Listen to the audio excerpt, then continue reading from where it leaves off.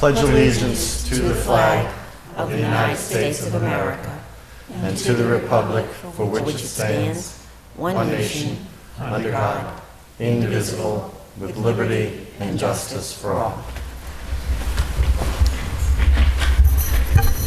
Good evening, everyone, and happy Election Day.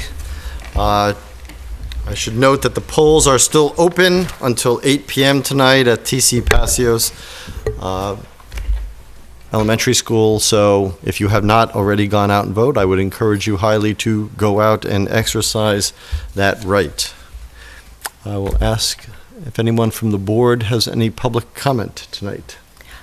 I would like to remind everyone that there's going to be a stormwater workshop on Wednesday, November 19th from 7 to 9 at the Lunenburg Public Library. It's sponsored by the town and the library and the Hickory Hills Association. If you get water in your basement, soggy spots in your yard during rainstorms, if you've got erosion issues, if your street gets flooded when it rains, if you're interested in preserving the health of Lunenburg's beautiful lakes and streams, this workshop's for you. So excellent. Please sign up. You can sign up online, right? Right. It's via email.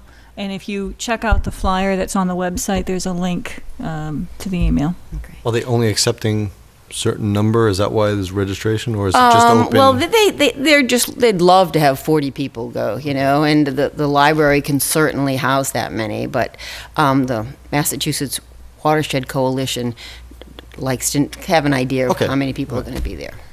Just wanted to know if you had to pre-register.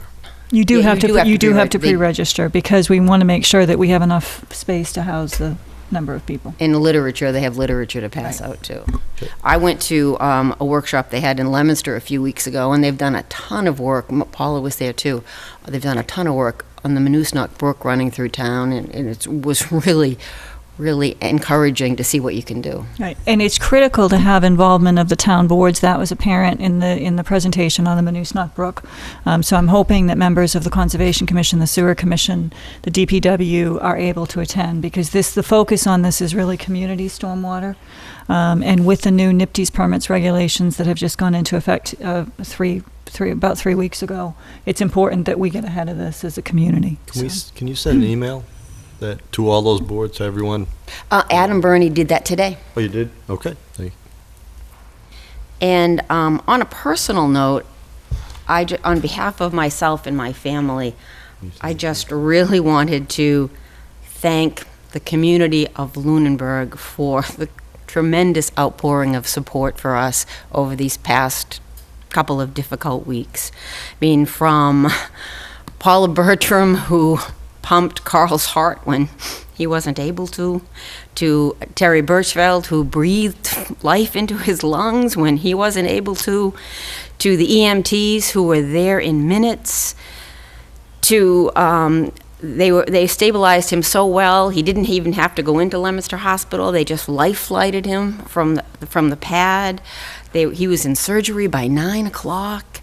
When we got home from the hospital, there was a casserole on the front porch, and there was one there every day for about a week. Carl has gotten cards and letters and prayers and thoughts. We knew that we wanted to live in Lunenburg, but, honestly, there isn't any other place to live. It is just such a loving and caring community. We are, as long as Carl and I are able to, we are going to volunteer to help this town, because this town has given us the gift of life.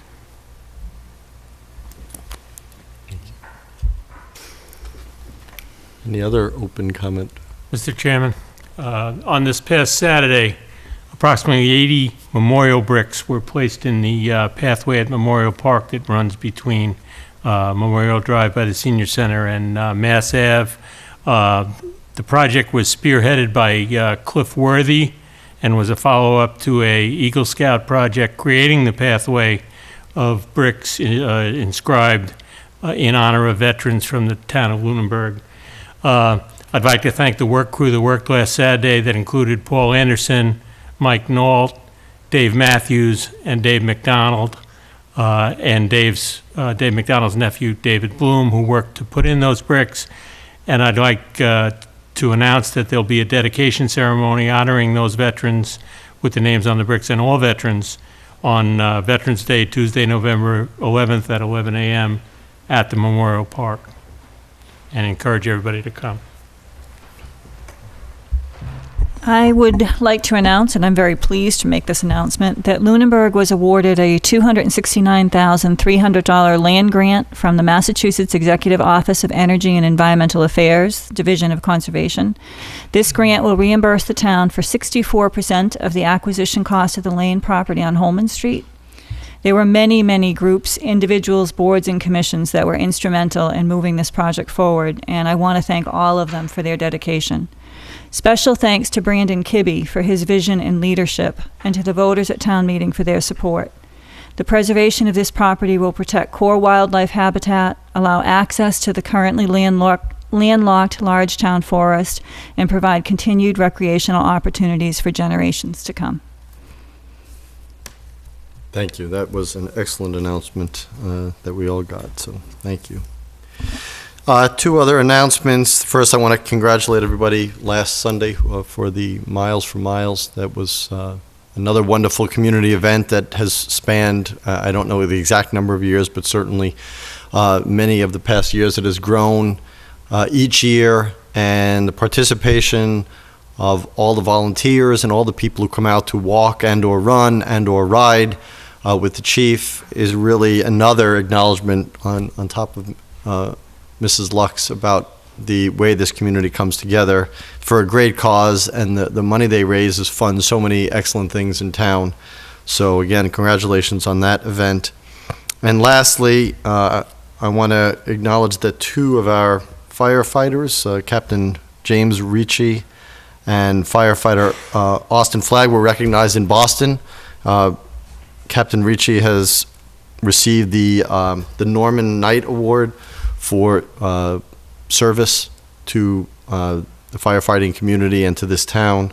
And firefighter Austin Flagg was given the meritorious recognition for courage for his service, specifically for a fire and a rescue on Rennie Street in Lunenburg. So they were recognized at the State House. Our Representative Benson was there. Of course, they were there. Governor Patrick was there giving out the award. So congratulations to those two on a job well done too. Any public comment from the public? Oh, one more announcement. It's more of a proclamation. I've been asked to read into the record, kind of a late addition to the agenda. So it is a proclamation from the town of Lunenburg recognizing November as Pancreatic Cancer Awareness Month, and I will read the whole proclamation. Whereas in 2014, an estimated 46,420 people will be diagnosed with pancreatic cancer in the United States, and 39,590 will die from the disease. Whereas pancreatic cancer is one of the deadliest cancers, is currently the fourth leading cause of cancer death in the United States, and is projected to become the second by 2020. Whereas pancreatic cancer is the only major cancer with a 5-year relative survival rate in the single digits at just 6%. Whereas when symptoms of pancreatic cancer present themselves, it is generally late stage, and 73% of pancreatic cancer patients die within the first year of their diagnosis, while 94% of pancreatic cancer patients die within the first 5 years. Approximately 920 deaths will occur in Massachusetts in 2014. Whereas the Recalcitrant Cancer Research Act was signed into law in 2013, which call on the National Cancer Institute to develop a scientific framework or strategic plans for pancreatic cancer and other deadly cancers, which will help provide the strategic direction and guidance needed to make true progress against these diseases. And whereas it will be very difficult to leverage the opportunities that come out of the scientific framework developed as a result of the Recalcitrant Cancer Research Act, unless sustained and adequate funding is provided by the National Institutes of Health and National Cancer Institute. And whereas federal funding for medical research is critical to job protection and creation in Massachusetts. And whereas the Pancreatic Cancer Action Network is the national organization serving the pancreatic cancer community in Lunenburg and nationwide through a comprehensive approach that includes public policy, research funding, patient services, and public awareness and education related to developing effective treatments and a cure for pancreatic cancer. Whereas the Pancreatic Cancer Action Network and its affiliates in Lunenburg support those patients currently battling pancreatic cancer, as well as to those who have lost their lives to the disease and are committed to nothing less than a cure.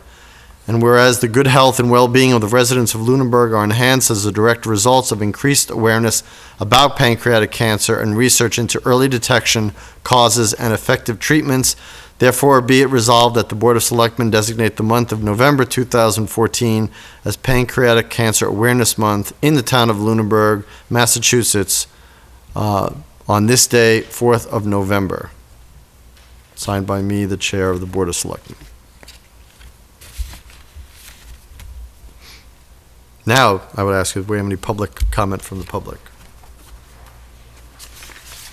Okay, we have a presentation on the school building project financing. I will turn it over to the town manager to introduce. Okay, thank you. With us this evening is the town's financial advisor, Mr. David Eisenthal from Unibank Fiscal Advisory Services. He's been before you several times at least in the last year or so, so I think you're all familiar with him. And David, if we could have you come up to the podium. He has a presentation that he'd like to share, and I'm sure there will be many questions, and he'd be happy to answer those. Good evening. Good evening. There are multiple copies of the presentation. If anybody does not have one, we have them up at the podium. Thank you. Through you, Mr. Chairman. Thank you for hearing us tonight. Ms. Spidel asked me to review the progress of the school project financing. We will be asking you for a vote and to execute $9 million worth of bonds. Treasurer Shelley Mackay will be coming up following my remarks to discuss that with you. All right, what we have here is a review of the milestones in the school project financing to date, going back to May of 2012 when the school feasibility study was authorized. But most of these milestones have happened within the last year. December 13, the town issued $220,000 worth of bond anticipation notes. And I'll just note also January was when the school project was authorized and when the debt exclusion vote was taken. This has all been leading up to the sale of bonds, $9 million of general obligation bonds on October 30th, and we're before you tonight to consider the award, have you consider the award and execution of those bonds. The bonds will settle on November 13th and will pay off the outstanding notes on November 14th. Now, based on the current project cash flow, the next borrowing needs to occur in the next 90 to 120 days. And one might ask why the two borrowings, this $9 million and the next borrowing, are so close together in time. We went ahead, our recommendation was to go ahead with $9 million within this calendar year because the town of Lunenburg enjoyed an interest rate advantage through what's called bank qualification. By issuing $10 million or less in tax-exempt securities in a calendar year, the town enjoys on this bond issue some interest rate advantage relative to if the issue were more than $10 million. But in the calendar year 2015, the town won't have that option. Simply the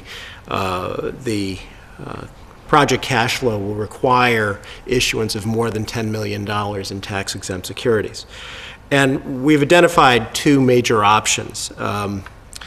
Issuing, and this would both of these would be in February or March of 2015, another $18 million in general obligation bonds or issuing somewhat smaller $15.5 million of bond anticipation notes that would mature in November of 2015, about this time next year. And that would be paid with $18 million of general obligation bonds at this point. The major difference between these options is that the earlier bond issuance places most of the tax rate impact that will be felt from this project in fiscal 2016, which is the next fiscal year. If the town were to elect a note issuance in February, March, with a bond issuance in November of 15, that would defer the bulk of that impact to fiscal year 2017. So turning to the next page,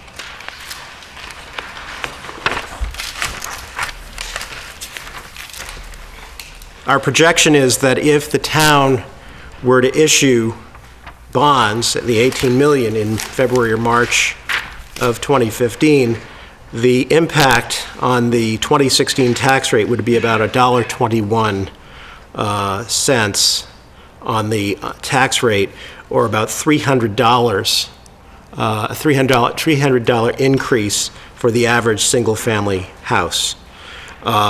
2017 would have an additional but more modest increase at 40 cents on top of that, or another $100 on top of that. And then through the remainder of the issue of the repayment of the financing out to the 2040s, that would remain constant. There would be no change. There would be a level payment thereafter.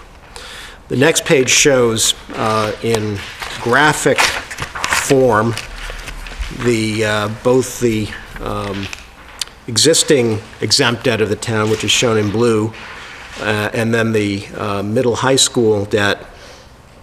And you can see again that the 2016 is when the big jump happens, with a somewhat smaller jump in 2017. If you flip to the next page after that, issuing notes in February, March, followed by a bond issue next November, would produce about 71-cent impact in 2016, about $175 annually on the average house, average single-family house. 2017 would see an additional 96 cents, almost $1 on the tax rate, for an additional $240. But again, the impact after that would be level for the remainder of the repayment. And if you turn the page again, you can see this graphically. Really, the main difference here is the sort of smoother going up to 2017. There's less impact in 16, and that the impact is really felt more in fiscal year 17. Through you, Mr. Chairman, any questions at this point? I have one. Between the two options, any impact on the amount of money we will be paying back? Not ultimately. Well, the interest would be, I'll get to that, because I think that there is some additional, with a note issuance, a short-term issuance in February, March, the town is taking some more interest rate risk. I mean, we think that rates are not going to be, they have been at historic low levels. It's reasonable to think that it's more likely that we're going to see similar levels in the near term, 90 to 120 days, than we will a year from now in November of 2015. So there is some additional interest rate risk. So it's possible that the interest would be higher with a deference of the ultimate issue. Actually, if you flip the next page, so I've talked about interest. I hope, does that answer your question? Well, let's say they don't. Let's say they stay the same. Is there any difference in payback beside the time frame between doing a ban and then the general bond, or just doing the general bond first? Do we wind up paying more back in total? Let me answer that.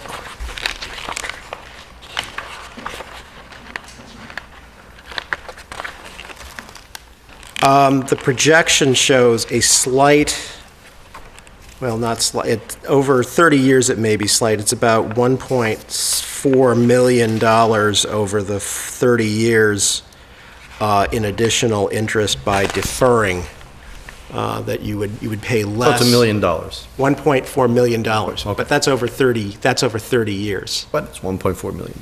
Yes. But it's the difference You between can dress it up all you want, it's still $1.4 million. 57.6 versus 56.2.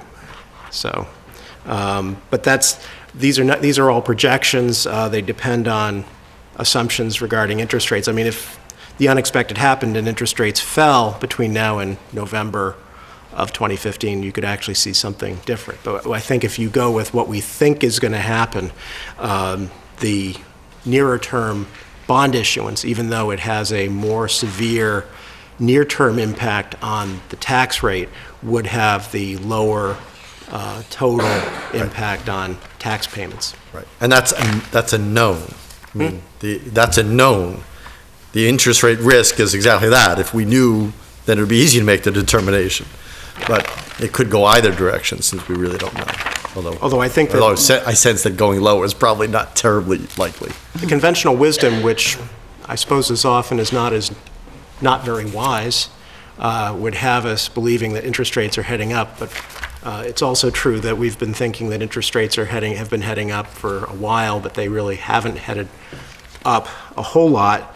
But I think that certainly the sooner that you issue, the less risk that you are taking, and the more likely it is that you are going to take advantage. I mean, considering that the town is borrowing at an all-in cost of about 3.35%, that including issuance costs for 30 years, you know, it's not likely that you're going to continue over a very long period of time to see rates at that level. In either case, whether borrowing in March or borrowing in November on a permanent basis, we have the ability to refinance if the interest rate goes down at no penalty. We will structure this with a 10-year call, so it would be a while before the town would have the ability to do this. But yes, if say 8 years in the future we saw rates at similar levels to now, certainly the town would have the ability to refinance and enjoy savings as a result.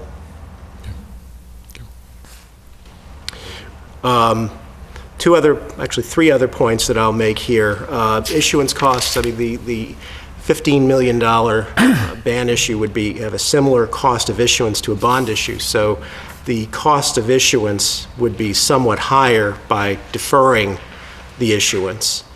And then something that you may want to consider from both the optics and from the public policy is how you want to realize the tax rate impact relative to when the construction is proceeding. If you proceed with a February or March 2015 bond issuance, the impact will be felt as the construction is proceeding. People will be able to see bricks and mortar being worked with, whereas if you wait to November of 2015, the project basically will be done. There will be a few expenses left, but the building will be occupied, and the question is, what do you think is, from that point of view, it doesn't matter when you would want to see the tax rate impact, while construction is going on or once the building is occupied? I mean, that's something for you to consider as policymakers. One other thing that certainly in working with the town manager, we will need to monitor cash flow projections on an ongoing basis.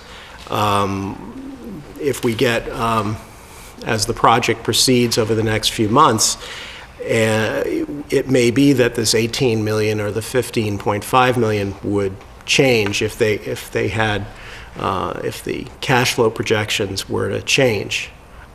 So that's something we would want to monitor on an ongoing basis over the next couple of months, and then after that as the project continues.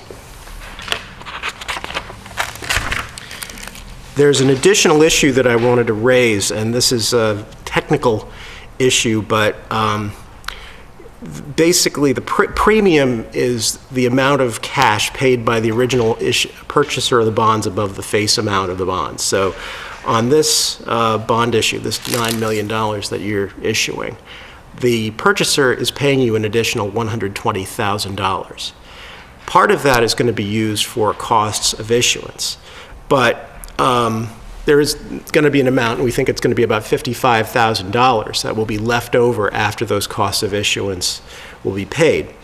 And under Mass law, you can use that excess premium in a couple of ways. You can either reduce tax rate impact on an ongoing basis. Basically, a set amount would be applied to reduce the tax rate every year for the next 29 years. Or if you want to do this, and actually bond counsel recommends that you do this because this is more consistent with the Internal Revenue Code, that you use that excess premium, that $55,000, to be applied to project costs. Now, doing that would require a town meeting vote, and so if that's the way you want to go, and that this is what bond counsel recommends, bond counsel will provide a form of motion and article for the next convenient upcoming town meeting, whether it's a special or an annual town meeting. So I think at this point I will, Mr. Chairman, with your indulgence, I'll ask Ms. Mackay to ask for your vote on the Anybody have any bonds. questions first before he leaves the podium?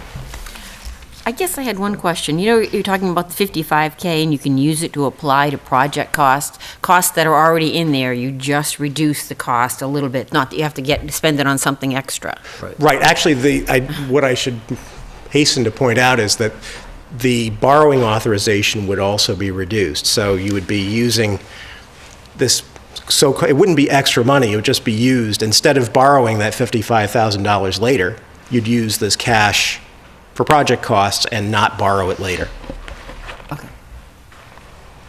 So if I can just throw something out there on this, because David and I talked about this, and traditionally in the past, I mean, it's very typical that you receive a premium when you sell bonds, and when it is for an exempt project, you have to set that aside, and if you're borrowing for 20 years, you apply 1/20th of the premium to reduce the debt service, and that's how we've always handled it in the past. And I believe in 2013, the Department of Revenue offered this other method where you could actually reduce the authorization. And I think probably overall it makes more sense to do that, because I think you end up, there has to be some slight and very slight interest savings because you're not borrowing that money. And the example that the Department of Revenue uses is much more drastic, where it's maybe a $10 million project and a $2 million premium. This is something smaller. But I do think it makes more sense. It's a little more cumbersome because we do go to town meeting and we reduce the authorization, and that might be somewhat confusing. And we may be doing that twice, because if we issue another bond issue in the spring, we may be doing this twice at one town meeting, so maybe that's not so confusing. But if we were to have a special and we did it at the special, and then we had another bond issue and we're doing it again, we would just need to be able to explain it to people so they understand what's going on, because you don't have the option of waiting until the end of the project and taking everything in one vote, which would be, I think, easier for people to understand, because it's very typical that when you get to the end of the project, you might have some unspent authorization that you rescind anyway. So I think people are used to that. But I do think, and we talked about it 2 or 3 times, and I'm finally convinced that, yeah, I think that's what you're supposed to do. It seems more I'm practical. now thoroughly confused just by that explanation. So leave it to finance people to be able to do that. Any other questions from the board? Any questions from the finance committee?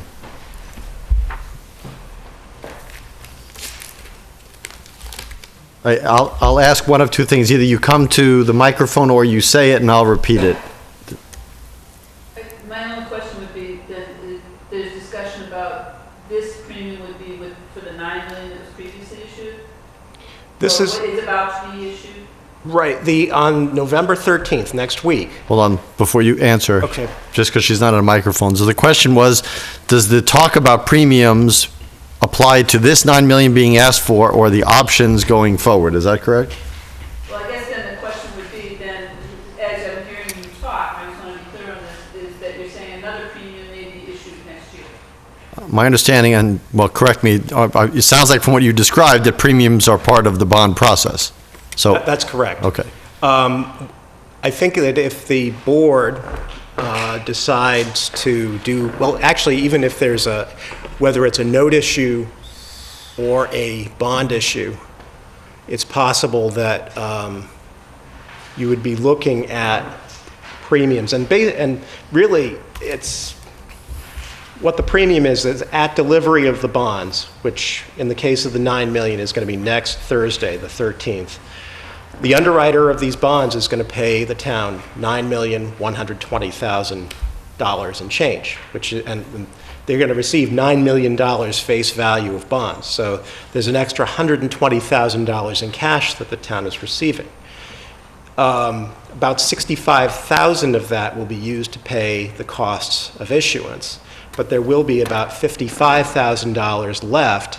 And the question is, what do you do with the $55,000? And my follow-up question to that would be, how much time do we have to make that decision?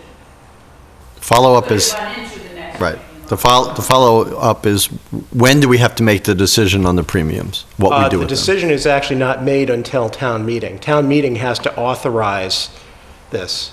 Would we have to have a special, or could it wait? Okay, so let me, I'm going to ask a question. You tell me if this is the question you're looking for. If a town, let's say we chose, of the two options, we chose the general issuance in February, March. And now we had two borrowings, the 9 million for tonight and the 18 million then, and we'd have two premiums. Could we decide both of those premiums, what to do with them at the May town meeting? I believe so, yes. Was that what you were asking? No, okay. Any other questions from the Finance Committee? Thank you. Thank you, Mr. Chairman. Thank you from the board. Okay, so we'll ask our treasurer to come up, please.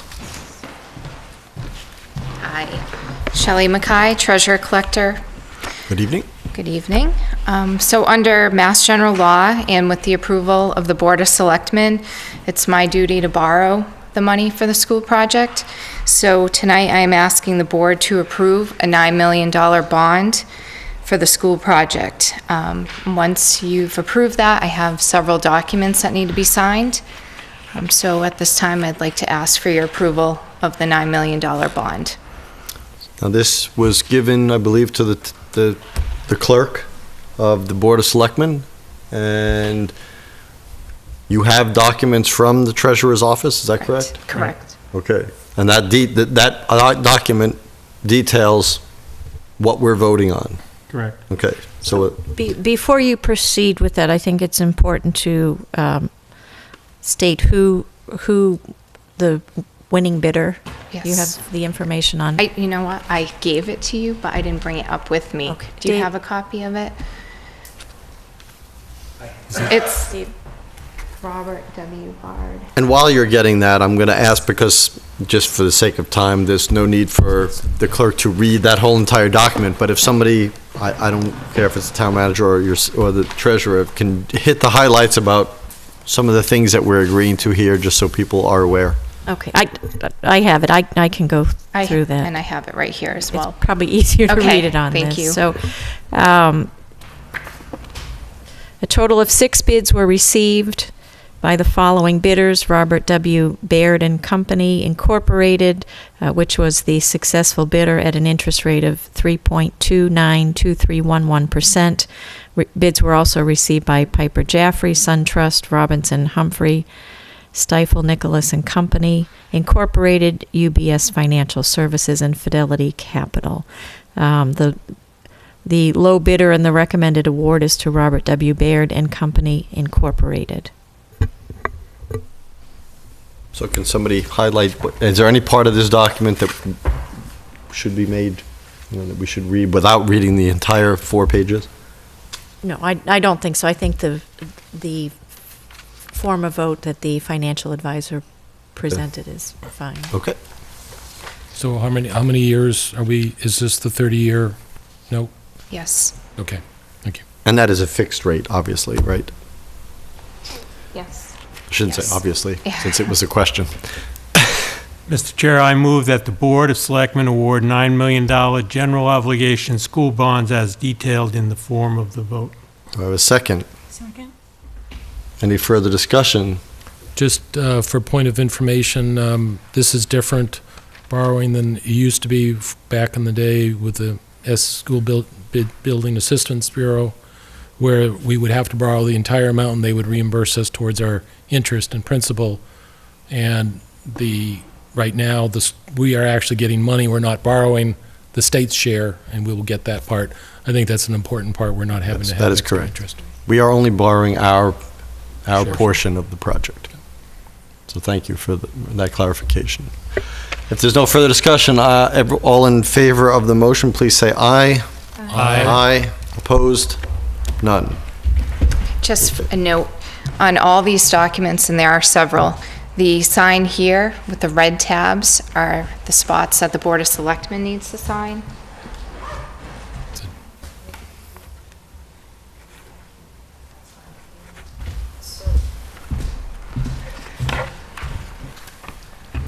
Thank you. Thank you.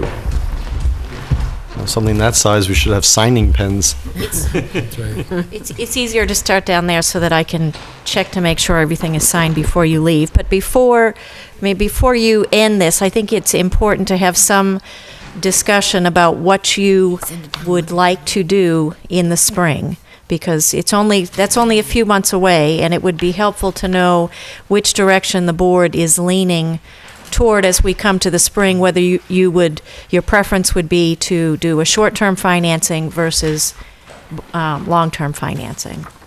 And I think there's probably at least, I just got whacked by some sort of bug, at least a few members in the audience that probably have some comments relative to that. I think it makes sense to go with the earlier borrowing, which would create the lower interest. It's always a risk. Interest rates could go back down again, but we're already at a pretty historically low interest rate process. That 1.4 million translates into $47,000 a year, Right. which is a position. Yep. And I agree with that position. That's why I asked the question. I mean, to me, I'm probably likely that things will be about the same. The 1.4 million, it does equate to what you said, $40,000+ a year for 30 years. And we know at town meeting, we hear discussions that are on much less than that. So, I agree. As do I. I do too. sure. Is there any public comment on that? Mr. Botkin. Good evening, Tom Bodkin, 64 Beale Street. The only thing I would add, I'm glad to hear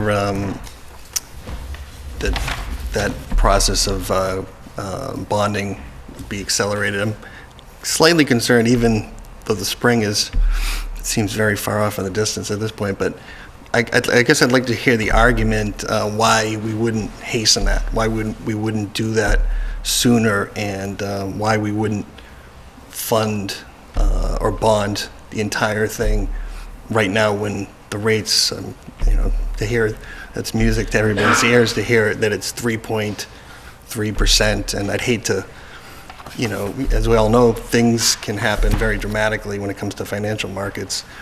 We just have to think back to right around this time in 2008, what the country was going through at that point in time. So I'd hate to see a situation where even 1%, maybe 2%, who knows? I mean, I have no idea. But I think a bird in the hand is always better than two in the bush in terms of waiting. And I understand, you know, this is kind of the traditional way of funding these projects. And but my concern is right now where, if you look at the chart of Treasury, bond, you know, or bond, municipal bonds are tied.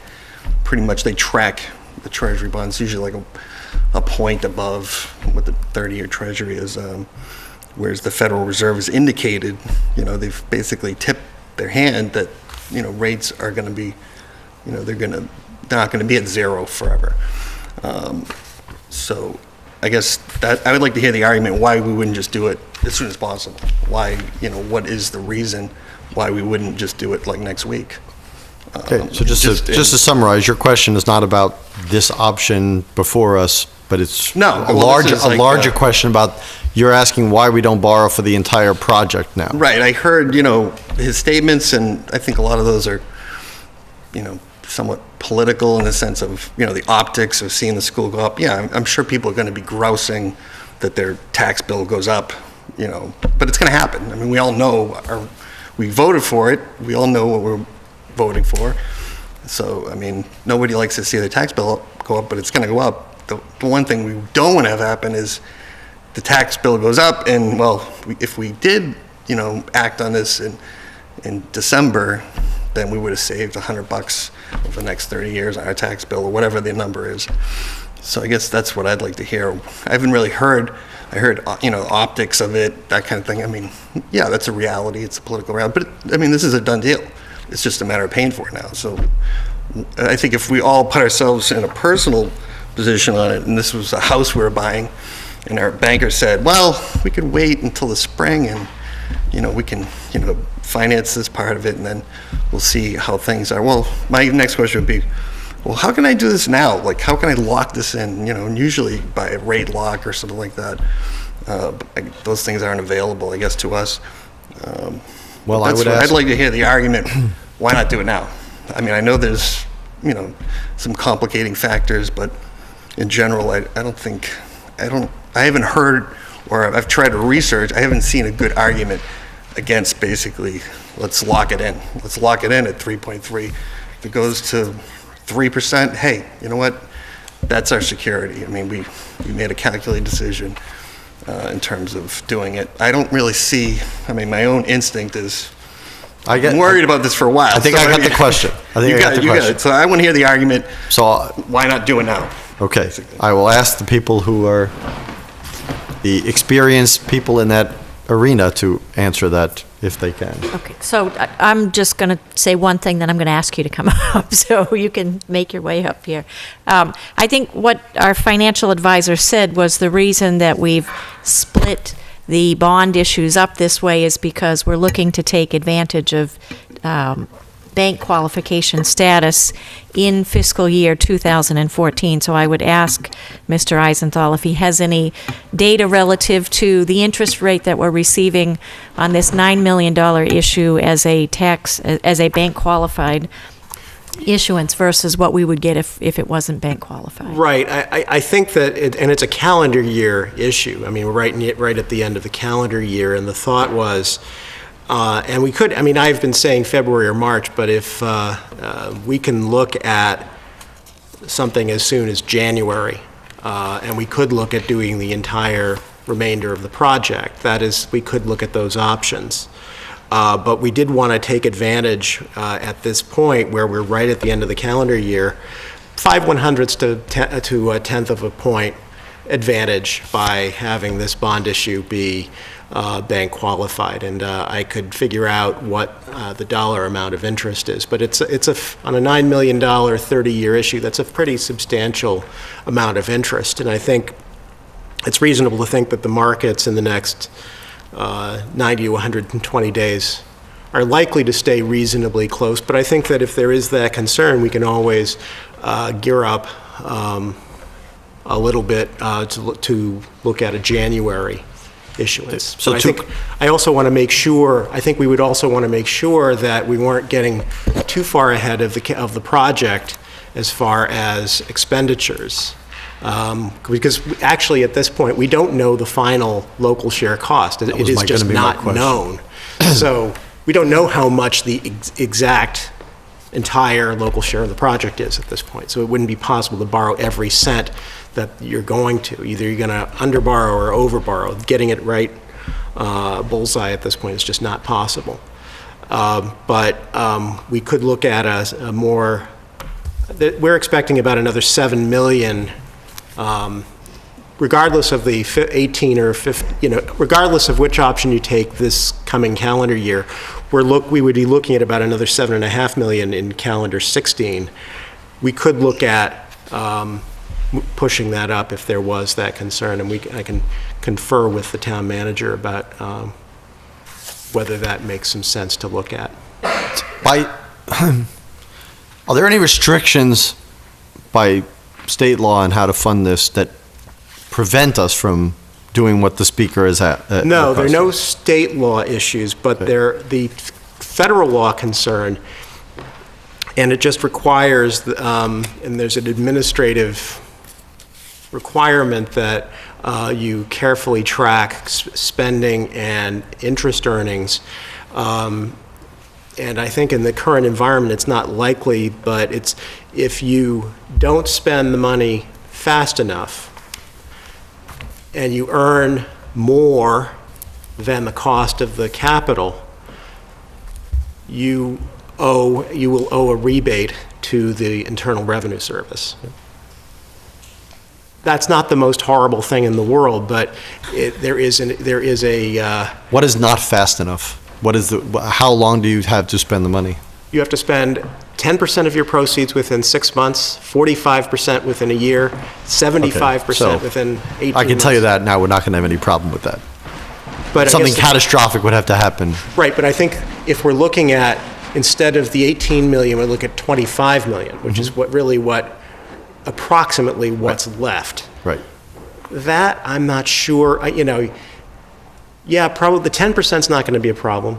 45% is probably not going to be a problem. I don't think the 75% is going to be a problem, but the 100% could, in 2 years, could be a problem. Fair enough. And if interest rates are a lot higher than they are now, it's possible that the town will be making essentially profits on, if it's able to earn 4% on money it borrows at 3%. Right. That's not allowed, right? Well, you just have to give back the difference. That's all. Right. That's the price of tax-exempt borrowing. Okay. So,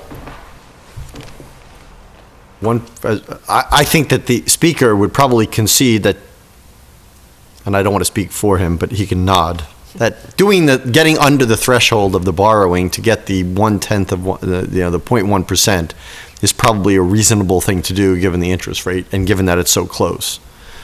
That we're looking to borrow in just a couple months, 2 or 3 months from now anyway. Would you concede that at least, or no? I'm more. I'm guessing by you standing means no. Enough already, so I don't want people to think. I would say if it was me, honestly, making the decision, I'd do it all now. I mean, why? I know it's. But that would change the interest rate. That's what I'm saying. We're getting the $9 million at a different interest rate. But just the way these things can turn on a dime. Well, they're not going to turn in the next 3 months. I think almost everybody is probably. Could they? Sure. Okay. I look at it through a dark lens. I withdraw my concession that you I wouldn't say it's, conceded. Put it this way, I wouldn't say it's unreasonable to do this and then to borrow, to take advantage of this in this calendar year, and then, but January 3 or whatever, bond the rest of it, and then if we make a little bit of money or we have to pay back the IRS, that's like basically buying insurance at that point, that we've locked it in. Okay, you made the point. Okay, I will say for myself, I certainly have no problem with the $9 million. I would like to see the projections, as I asked you that with the $18 million that you said there would be a difference between $1.4 million. I'd like to know what the difference is. I don't think we can bond for the whole amount because I don't want to be left with something extra that we have to, start doing extra paperwork and paying things back. I'd like to leave some so that if we have to do a little bit of borrowing at the end, fine. But I think to try to make a good judgment guess about where we would be underneath that cap, I think makes all the sense, but I'd like to see the numbers too. That's myself. Yeah, I think that I'm open to the discussion of borrowing earlier than March, maybe January, and possibly borrowing more than the 18 million. But again, as Tom talked about, of having a spreadsheet of, you know, what's going to be the impact on the tax rate, what's it going to be the other thing. I mean, it's going to hit the tax rate at whatever point anyways. The question goes back to, what did we say to people for the projected impact and when it was going to hit? Right. I'd like to go back and just look at what we said, not promising necessarily, but at the same time, if the overall impact is saving of interest, then I'm open to looking at that as well. Right. And I think from my own standpoint, I think this board made the determination to go with 30-year borrowing with an eye on the fact that we didn't want to have such a huge impact. We made that as an agreement to lessen the impact on the tax bill. And this change, I think, doesn't change it all that much. It changes, I mean, the ban to the borrowing from February to March changes it for 1 year by $110 per house, an average house, but for 1 year. And then it goes higher than the next 30 years or next 25 years go higher than the other projections. So I'd like to see it, what the comparisons are. Mr. Bodkin.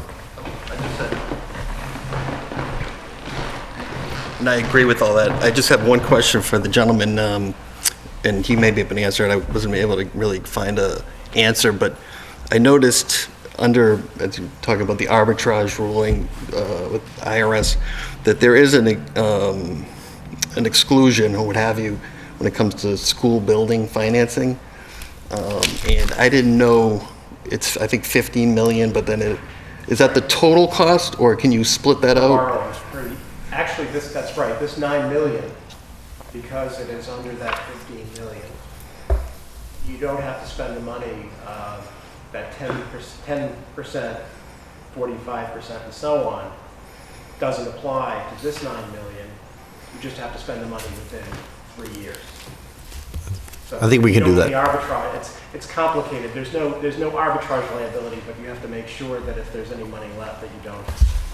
So, but in terms of the whole project, you can't do separate bonds as long as you're under that 15 million. Are you still exempt from? It's also a calendar year. It has to be as a calendar. So if we did 15 in January, if there was some level of trying to take a loaf solution in terms of the risk, then that would take us out of that worry in terms of arbitrage. Well, the issue is I'm going to ask you to use a microphone. I'm sorry.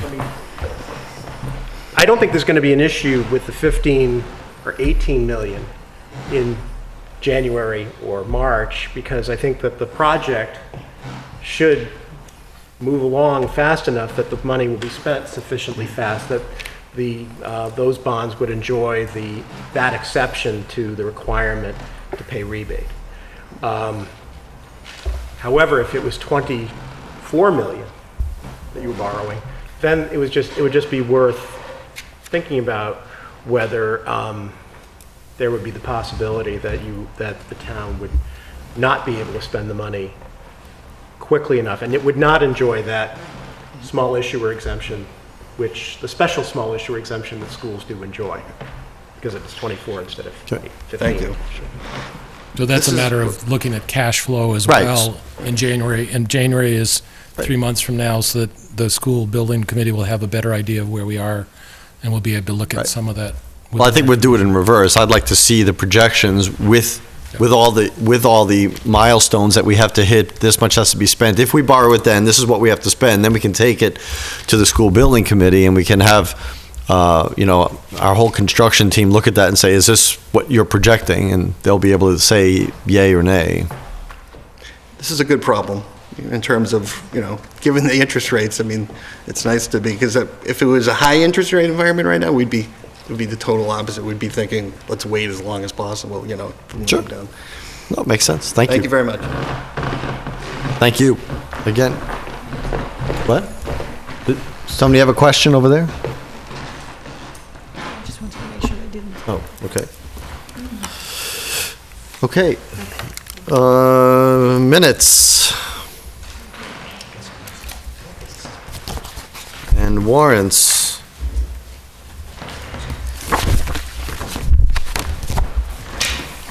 This is accounts payable, the school construction. Okay, accounts payable, this is largely the school construction, $5,966,746.25. This is payroll. Sorry. Payroll in the amount of $667,722.77. And this is payroll deduction.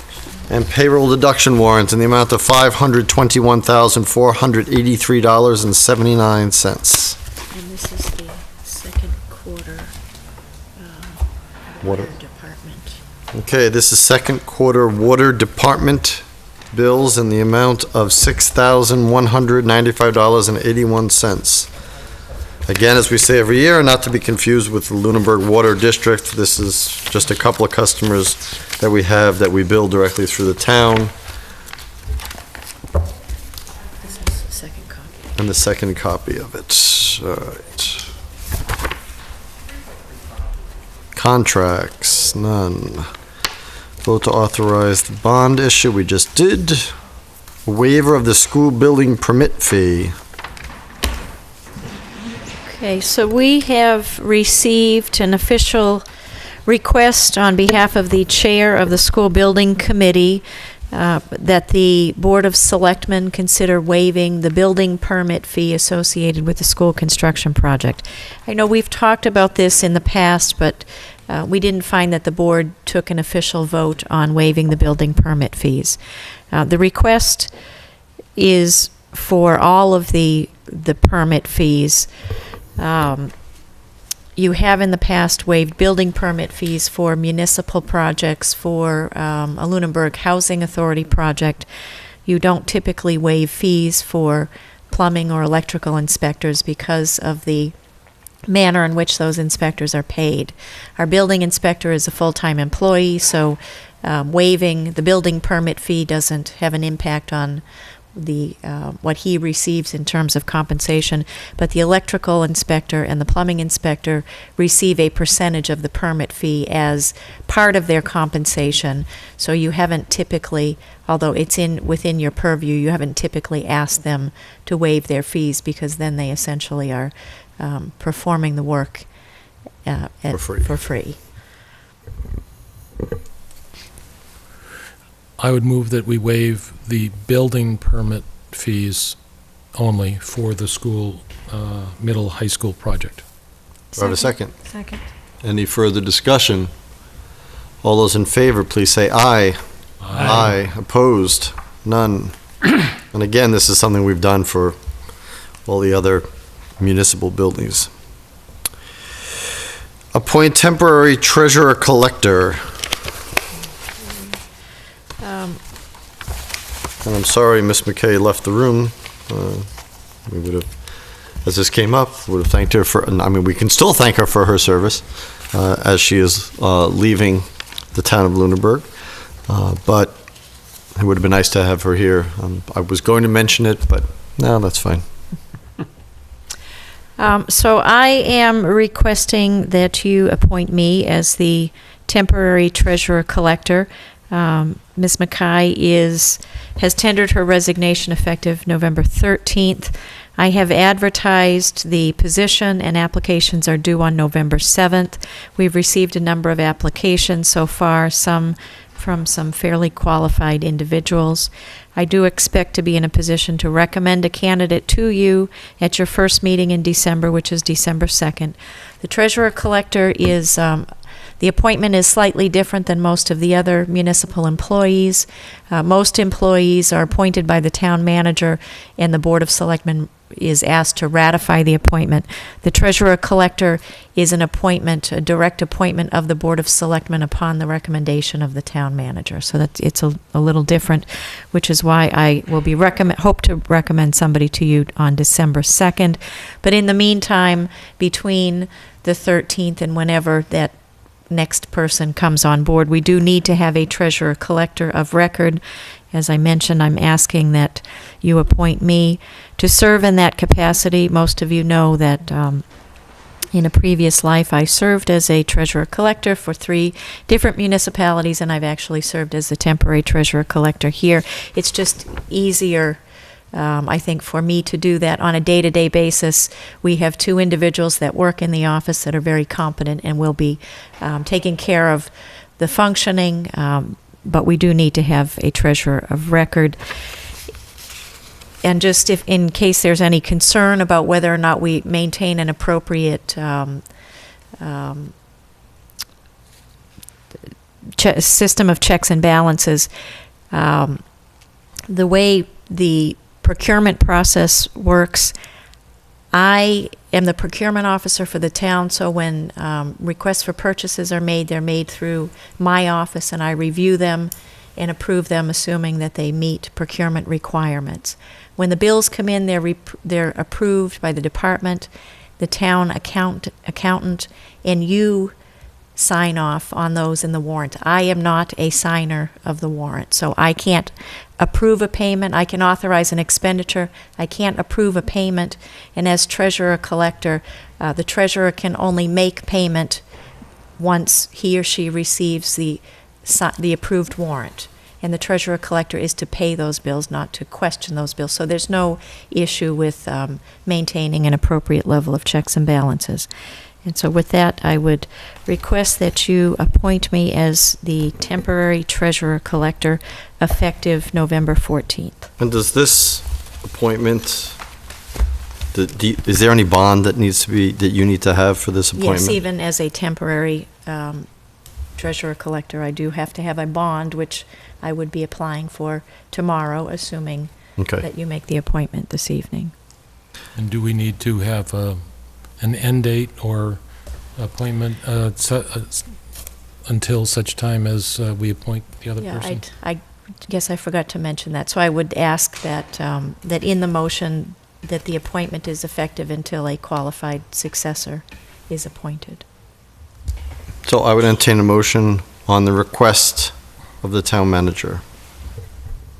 I would move that we approve the appointment of Carrie Spidell as temporary treasurer-collector effective November 14th until a successor to the existing treasurer-collector is appointed. Second. Any further discussion? All those in favor, please say aye. Aye. Aye. Opposed? None. We could always start calling you CAFO again. Not before, yeah. Not before I take medication. Committee reports. Board of Health. Board of Health met last night. Normal business. As I've talked before, one of the issues under Title V is it's based on bedrooms, and as people add rooms, it's based on a certain calculation of whether it's a room or not. Even though it may be used as a library, it may qualify as a bedroom, and therefore the septic system doesn't fit. So they're regularly working with the building inspector to make sure that the septic system will support what could go into that building. Other than that, no other action. Building reuse.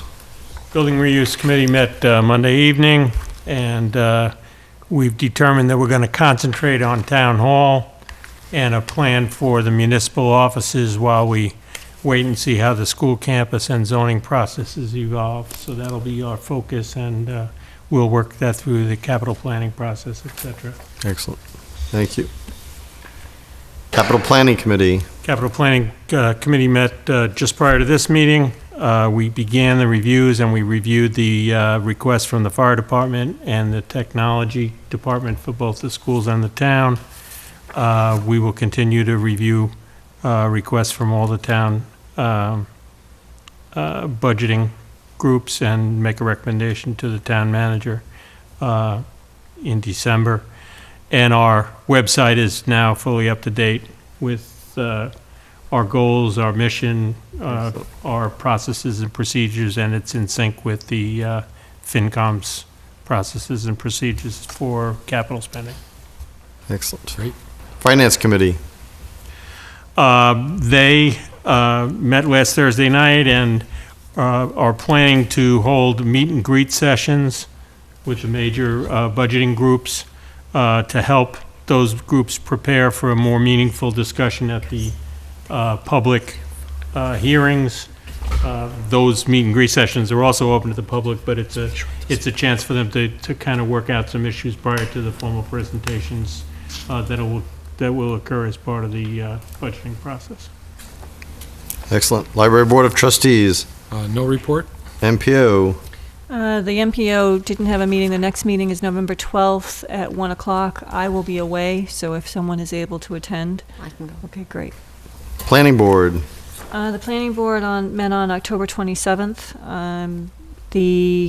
They continued, or had the continued public hearing for 322 Flat Hill Road, Community Solar. There were a number of residents there that were in attendance that spoke. There are a number of concerns relative to where the project is sited, the application of the existing solar bylaw. The applicant did ask for a straw vote of the planning board, which showed that as it stands right now, the project would not move forward because a supermajority is required, so 4 out of 5, and there are only 4 sitting on the matter, would have to approve, and the planning board was split. There was one suggestion by Nathan Lockwood to look at a noise impact study. It was interesting to note that he mentioned that the Pleasant Street solar is actually audible from a distance, so he had some concerns about that. I know Tom was there and spoke as well, so if he has something to add. So it was continued to November 10th, 2014. The peer review on the project is not yet complete, so hopefully that will be complete for the continued hearing. Highfield Village, they will be holding a hearing on November 10th at 6:35. It's interesting to note that project, which has received a number of continuances, actually never had a public hearing. So that's the first one will be November 10th. The other note, there were a number of things that were just updates. There were a couple things that were of note, though. Of 90 West Townsend Road, they reviewed the notice of intent to sell, and basically they felt that from a planning perspective, they were going to defer to open space and to conservation. But one of the things that was noted is that this property actually abuts the DPW site. So whether or not there's any interest from the town or any need from a DPW standpoint to incorporate that land into the DPW site is a question that they raised. So it may be, I don't know if the town manager can speak to that, if the DPW has looked at that. That item is scheduled to come back to you at your next meeting on the 18th, and I do have a report from the DPW director as well, who is not in favor of pursuing purchase of that property. That property actually, there was a purchase and sale on that property, I want to say 3 or 4 years ago, and we looked at it for DPW as well, and it's, if money wasn't any object, maybe, but there's no immediate or short, certainly midterm need for that property. Okay. And then finally, the master planning economic development element, they are going to look at rescheduling another work session on that. One of the things that Adam Burney would like to do is go back and look at the visioning from the prior master plans, and especially the 2002, and look at that, and before another economic development session is scheduled. So he's going to take a look at the visioning component of the existing master plans. Okay. PAC, we are going to, I was just speaking with the town managers, so we're going to have a joint meeting with them that we had postponed. We're going to have them at our first meeting in December. School committee. At the last school committee meeting, the superintendent reported that Race to the Top funds were spent, providing stipends for curriculum development and assessment, building administrator training, materials for model curriculum units developed at the state level, and software to allow Lunenburg school data to communicate with state software to make reporting of required data more seamless. As far as capital planning goes, the asbestos abatement at Turkey Hill Middle School will be stretched out over 7 years.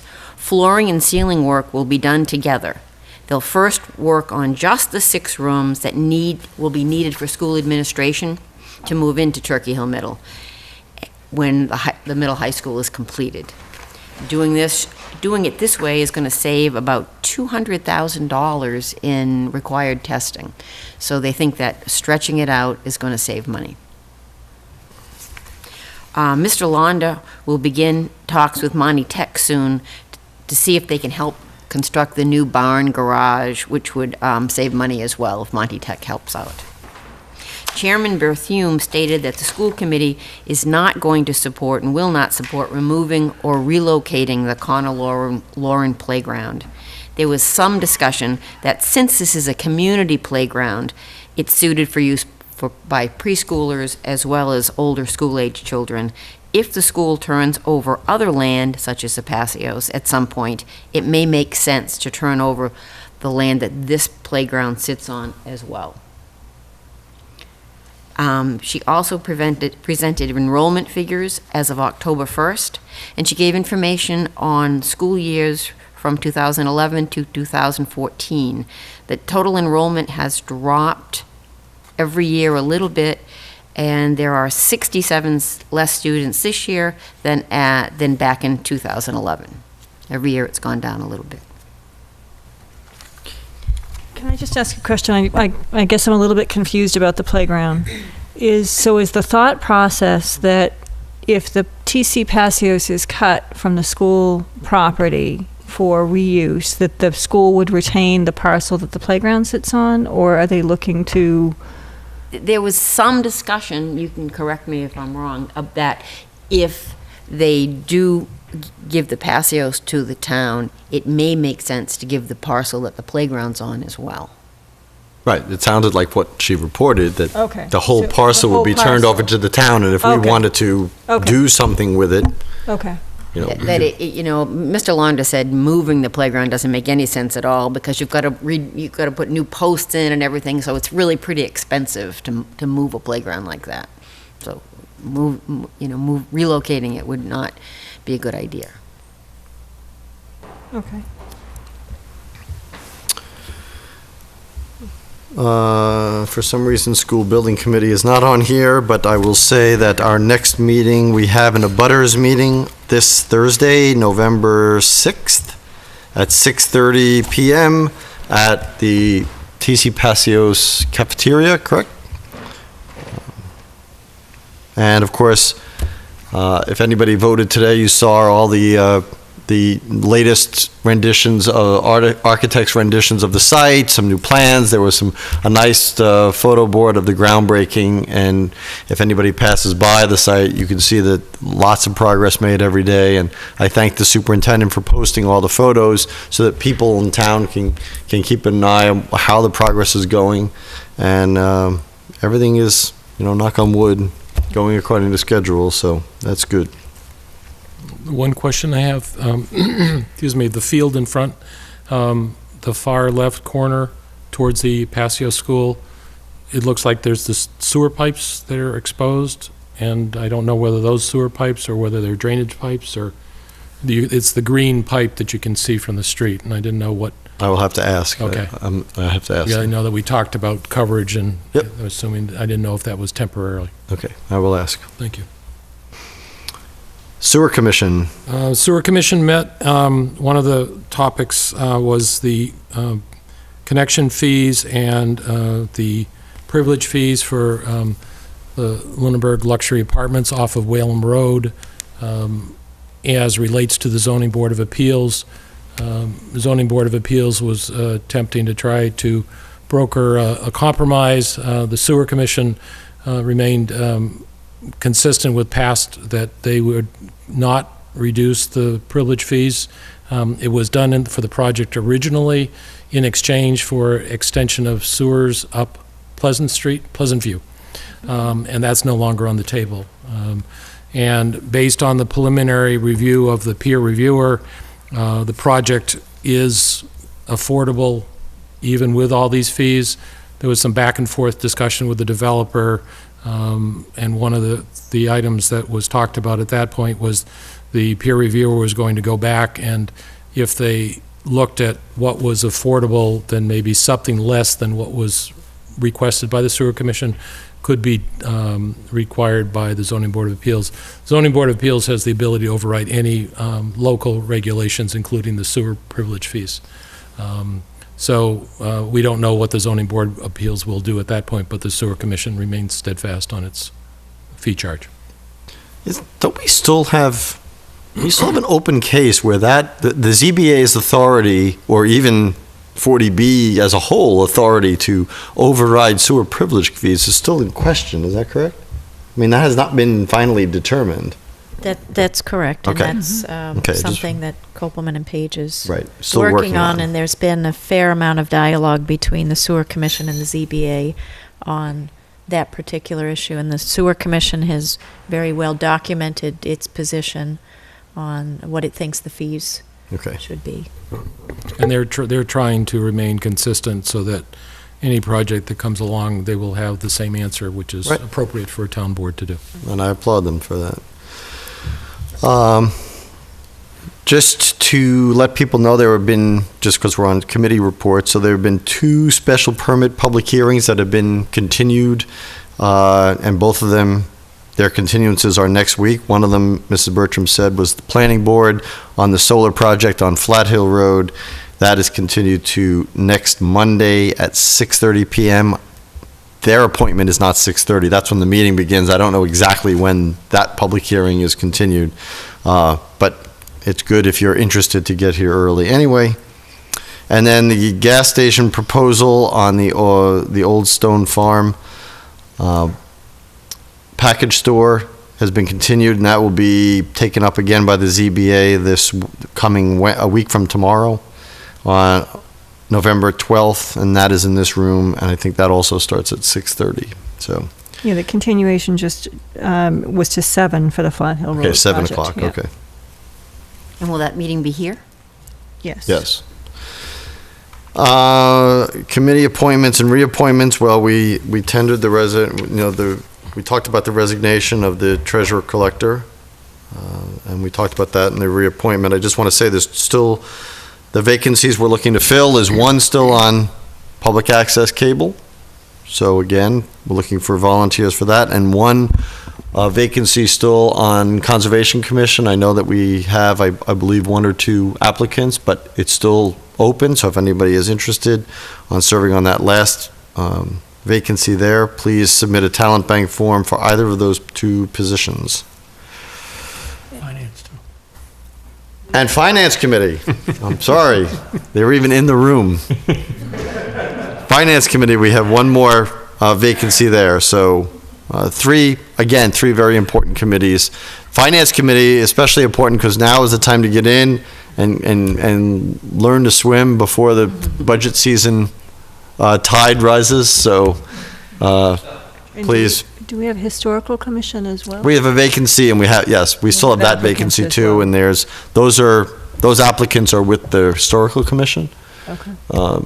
To interview. Okay.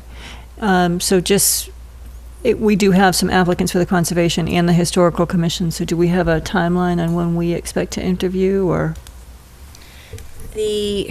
I'm hoping both of those will be ready for the next meeting on the 18th. I think it depends on if the Historical Commission is meeting before then, which I would imagine they would, because they're anxious to get that position filled. Right. Okay, and are we going to look for feedback from the Conservation Commission on the Conservation Commission applicants? We should. Or applicants? So Absolutely. if we could do that? Yeah, no, all the applications now should really pro forma go to the commission's board and committees for their review, and they should interview the candidates, and the candidates should be going there and before they come to us, so we can get some kind of feedback from those bodies. Yes, now that we're on town manager reports, you can certainly make one report. I just have one. I wanted to let you know that we started our annual license renewal process. Letters went out yesterday and today to all current license holders. We have a different process that people go through depending on what type of license they hold. But for any license holder that owed any money to the town, either in tax or water or sewer user fees, they were notified in a separate letter what amounts were owed, who to contact, and were advised that they needed to pay those amounts either in cash or bank check by December 1st. And it is our intention that we will bring renewals to you at your meeting on the 9th, which is the second meeting of the month. The applicants or the license holders were advised that if those amounts are still owed on December 2nd, their applications would not be presented to the board for renewal. We had 13 license holders that owed varying amounts to the town for any number, mostly for water and sewer user fees, but we did have some, I think one real estate tax. We had one personal property tax as well. Excellent. Okay, before I ask for any final public comment, next week is Veterans Day, so we will not be meeting. Our next meeting is November 18th. And now I will ask if the board has any final public comment. I would like to talk about the MART survey in public comment. The Board of Selectmen, in response to resident requests, is seeking to increase public transportation here in Lunenburg. We currently receive service from Whalum to Leominster and Fitchburg, including the Intermodal Center in downtown Fitchburg, on 2 different routes. There's currently one route that connects Lunenburg Crossing to Fitchburg. Lunenburg Crossing is where Walmart and Hannaford's is. There are no routes that directly connect Whalum or Lunenburg Crossing or to each other or the center of Lunenburg.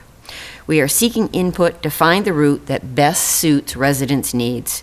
We hope to get this additional service up and running quickly, but we want to get it right.